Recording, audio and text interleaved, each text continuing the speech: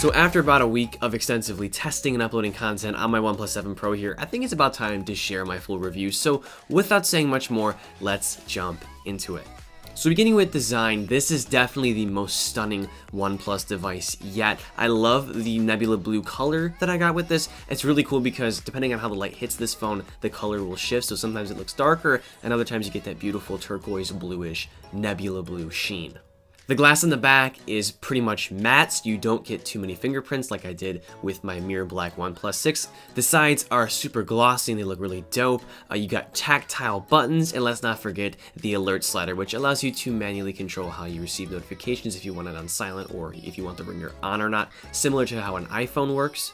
The speakers found on this device are also miles better than those found in the previous OnePlus phones. They're loud, they're bassy, they're Dolby Atmos, and most importantly, they're stereo. Just, again, way better than what you'd find in like a OnePlus 6 or OnePlus 6T. The same thing goes for the vibration motor. It's way better than it was. It's not like a linear kind of thing, like haptic feedback, and I love having it on while I use Android. Ergonomically, this phone is more awkward to hold as the glass is curved. You got a, smaller edge. However, with the case, I have the nylon bumper from OnePlus. With one, you can hold it just fine, and you're not gonna feel like you're gonna drop it, or you don't feel like your phone is cutting into your hand here. And to complement the sleek chassis, let's talk about its beautiful, massive 6.7-inch 2.5K display, which for the first time is notchless. It has a resolution of 3120 by 1440, which translates to 516 pixels per inch. This is an OLED panel, so it's super bright and contrasty, great for outdoor usage. The colors just pop, and they're amazing for watching, YouTube content and scrolling through Instagram and whatnot. And once again, the display glass is curved on the side, similar to Galaxy devices. And at first I didn't like that. I was kind of weirded out by it actually, but it grew on me, and I actually love how the UI kind of wraps around it. It looks super dope. The bezels on this device are also very tiny, especially on the sides and the top. It has a very small chin bezel, which pretty much feels like you're holding a smartphone's display, and that's pretty much it, which is a really futuristic look in my opinion. And if this display wasn't already good enough, it also has a 90 Hz refresh rate, which we will touch on in a bit here. Moving on to battery life, my estimation, with my moderate to heavy usage, maybe yours as well, you can get around 5 to 6 hours of screen on time with this phone. That's a little worse than what I get with my OnePlus 6, but keep in mind there is a higher resolution display in the 7 Pro here. This phone packs a 4,000 mAh battery, so if you're once again doing moderate to heavy usage, if you don't have your phone on max brightness all the time, if you're not doing incredibly taxing things with your phone just continuously, and if your name isn't Marquez Brownlee, you should probably get those projected times. But at the end of the day, it doesn't matter as much because warp charging is just a godsend and a lifesaver. It's truly insane. 30-watt fast charging is just the thing. It is just unbelievable. You forget to charge, you plug it in for 10 minutes, you get like 35% added to your battery. It's really insane. OnePlus's ad, where they say like, plug your phone in for 20 minutes and it's set for the day, the day's battery life for 20 minutes. That is pretty accurate, I think. And this is something that I missed using my XS Max with wireless charging. This phone doesn't feature that, but I will tell you, this is super convenient and it is a very compelling feature with this phone. 30-watt charging is just an amazing feature. So this is the point in the review where I'm going to get kind of negative, and people gave me flack for this. They're being like, you're being too harsh on OnePlus. Let me just tell you, I spent a chunk of change to review this phone, out of pocket for you guys. I've also had the ability to use higher end smartphones in the past year or so, with really great camera setups. So I have more perspective, and also I've been using OnePlus phones since 2017. I've used the 5, I used the 6, and now I have this 7. And just hear me out when I say, the shooter on this phone, or just the overall camera performance, is just not that great. It's not bad by any means and gets the job done and then some, but it's nothing exceptional. And that's to be expected. I mean, you don't buy a OnePlus phone for the camera. You buy it for its incredible, performance and value, which we will talk about after the camera aspects here.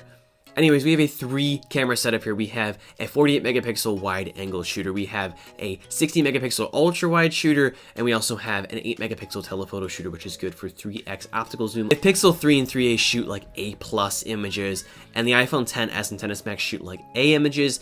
The OnePlus 7 Pro should fall somewhere around like a B or a B+ range, which isn't too bad actually. Exposure is okay. Things are often overexposed actually. Sharpness is adequate. Dynamic range is not the best, and the post-processing, color, just the overall look, especially when you zoom in, it's like pretty mid-range, maybe a little more than that.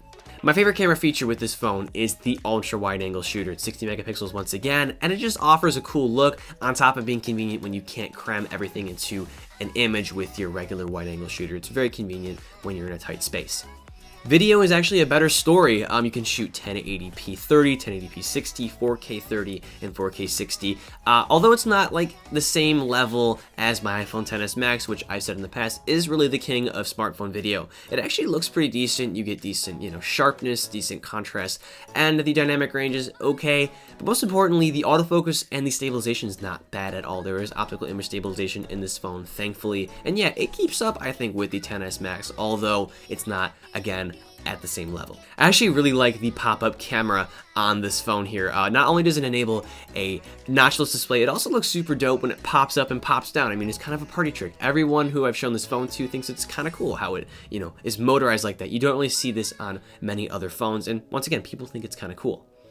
The photos and videos you can take with it, however, with a 16 megapixel sensor are okay. They're pretty similar to the back-facing camera performance, overexposed a little bit, not the sharpest, not the best, but, adequate nonetheless. Same with video too. You can capture up, I think, to 1080p 60 video with the front camera. And I'll say the mic for video as well isn't the best, but it's not bad by any means. There's a huge but here. OnePlus is very likely going to issue a software update, which is going to increase camera performance, which is great, and I'm more than happy to cover it and share that with you guys. But as of right now, even if it increases the camera performance marginally or significantly enough, this is still a OnePlus shooter, and it's just not ever going to be the best option if you are really into smartphone videography and photography. So long story short, if image quality isn't, one of your top priorities, if you're not looking for anything exceptional in terms of image and video quality, then OnePlus 7 Pro should be a great option for you because literally everything else about the phone is incredible, especially the performance. This is where OnePlus, I think, allocates most of the money in terms of constructing this phone, and I'm so happy that they did. Smooth isn't even a word I can use anymore to describe this device. I think buttery is a better word. The amazingly optimized Oxygen OS paired with a beast processor, Snapdragon 855, paired with 6 to 12 gigabytes of RAM. I have 8 here, paired with a 90Hz display. That should be, illegal. It's way too much power on one device, which is why this phone is being described as just super, super fast. The UI is honestly so snappy, I feel like it hurts my eyes sometimes. And 90Hz, man, it's been ruining literally everything else for me. It just is super smooth and makes a world of a difference, in everyday operations with this device. Apps open pretty much instantaneously. Animations, for the most part, never lag, and I think the UFS 3.0 storage on the inside here also contributes to the insanely fast performance with this device, of which I have 256 gigabytes of, which is a really great value for $700. Multitasking has been an absolute breeze, as it has been with all my previous OnePlus devices, especially with 8 gigabytes of RAM backing it up.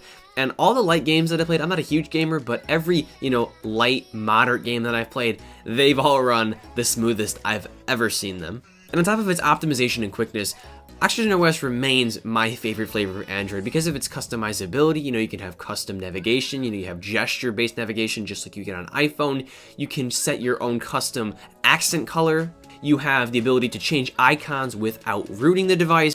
And the experience is just super clean. It's pretty much stock, but all the features that they add are totally welcome, and they actually add to the experience rather than, inhibit or take away from it as, maybe like a, heavier skin on Android would.